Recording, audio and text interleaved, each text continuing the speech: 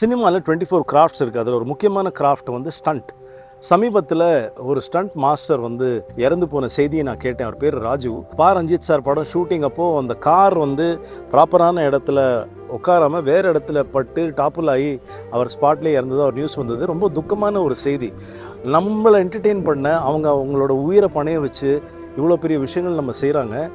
Of course அந்த டெத்துக்கு பிறகு ரஞ்சித் சாரும் எஸ்டிஆர் சாரும் பண உதவி பண்ணியிருக்காங்க.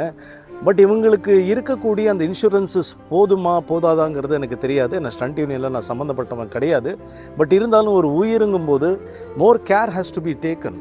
அது மிஸ்ஸிங்காக இருக்கும்னு தோணுது. ஏன்னா ஹாலிவுட் படம்லாம் பார்த்தீங்கன்னாக்க நெகம் வரைக்குமே இன்ஷூர்டாக இருக்கும். இப்போ சமீபத்தில் அக்ஷய்குமார் வந்து பாம்பேயில் கிட்டத்தட்ட ஒரு 500 ஸ்டண்ட்மேனுக்கு 5 லட்ச ரூபா கவரேஜுக்கு ஏதோ ஒரு இன்சூரன்ஸ் எடுக்கிறதா கேள்விப்பட்டேன். அந்த மாதிரி நிறைய ஆர்டிஸ்ட் முன் வந்து ஸ்டண்ட் யூனியனுக்கும் ஸ்டண்ட் மாஸ்டர்ஸ்க்கும் இன்சூரன்ஸ் பண்ணணும்னு நான் ஒரு வேண்டுகோளாக வைக்கிறேன். I am feeling very sorry about the demise of Raju sir.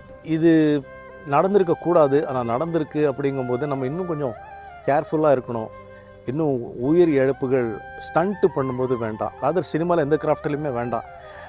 I am really upset and sad. Life needs to be better.